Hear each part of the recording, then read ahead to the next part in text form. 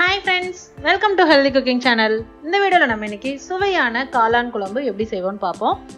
இந்த காளான் குழம்பு பாத்தீங்கன்னா எல்லா டிஃபன் வெரைட்டிஸ்க்கும் பரோட்டா, நான், சப்பாத்தில இருந்து இட்லி, தோசை எல்லாத்துக்குமே சூப்பரான காம்பினேஷன். அது மட்டும் இல்ல சூடான சாதத்து கூட வச்சு சர்வ் பண்ணோம் அப்படினா நான்வெஜ் குழம்பே தோத்து போகும் அளவுக்கு சுவை அவ்ளோ சூப்பரா இருக்கும்.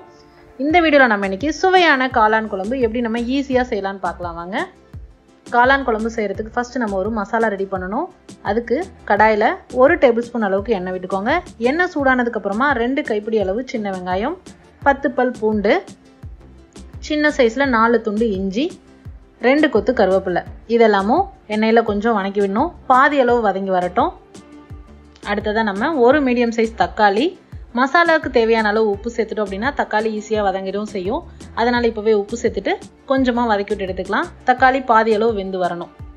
பாருங்க எல்லாமும் நல்லா குக் ஆகி பாதி அளவு வெந்து வந்திருக்கு. இந்த ஸ்டேஜ்ல நம்ம மசாலா சேர்த்துக்கலாம். 1/4 டீஸ்பூன் மஞ்சள் தூள், காரத்திற்கேற்ப கறி மிளகாய் தூள் சேர்க்கிறேன். நான் 2 டேபிள் ஸ்பூன் சேர்க்கிறேன். கறி மிளகாய் தூள் இல்லாதவங்க மல்லித்தூள், மிளகாய் தூள், கரம் மசாலா சேர்த்துக்கோங்க. சேர்த்துட்டு இந்த எண்ணெயிலேயே அதை நம்ம பரட்டி விட்டோம் அப்படின்னா மசாலாவோட ஃப்ளேவர் இன்னும் சூப்பரா இருக்கும் குழம்புல.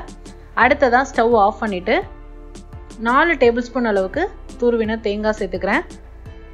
உங்களுக்கு குழம்போட கிரேவி எந்த அளவுக்கு வேணுமோ அந்த அளவுக்கு நீங்க சேர்த்துக்கலாம்.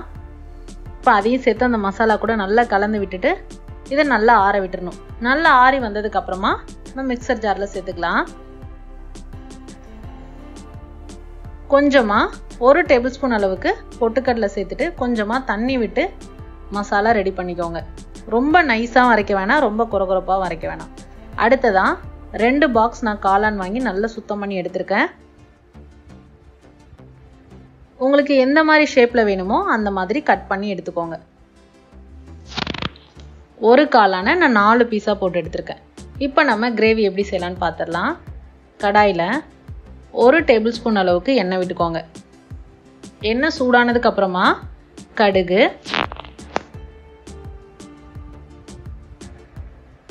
கடுகு வெடித்ததுக்கு அப்புறமா 2 கொத்து கருவேப்பிலை,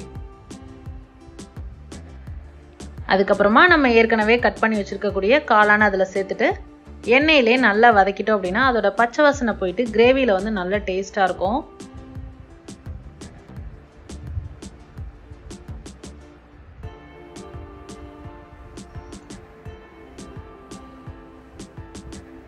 பாருங்க நல்ல தண்ணி விட்டு வெந்து வருது. இந்த ஸ்டேஜ்ல நம்ம ரெடி பண்ணி வச்சிருக்கக்கூடிய மசாலாவை இதுல சேர்த்துக்கலாம். சேர்த்துட்டு நமக்கு எந்த அளவுக்கு குழம்பு வேணுமோ அந்த அளவுக்கு நம்ம தண்ணி சேர்த்துக்கலாம். இந்த ஸ்டேஜ்ல உப்பு காரம் எல்லாமும் சரி பார்த்துக்கோங்க. சப்போஸ் காரம் பத்தல அப்படின்னா இந்த ஸ்டேஜ்ல ஆட் பண்ணிக்கலாம். நல்லா கொதிச்சு அந்த மசாலாவோட பச்சை வாசனை எல்லாம் போனதுக்கு அப்புறம் காளான் நல்லா வெந்து வந்ததுக்கு அப்புறமா நம்ம ஸ்டவ் ஆஃப் பண்ணிட்டு மல்லி இலை தூவி இறக்கிடலாம். அவ்வளவுதான் ஃப்ரெண்ட்ஸ், ரொம்ப ஈஸியான டேஸ்டியான காளான் குழம்பு எப்படி செய்யலாம்னு இந்த வீடியோல நம்ம பார்த்தோம். சூடான சாதத்து கூட வச்சு சர்வ் பண்ணுங்க. சூப்பரான காம்பினேஷன்.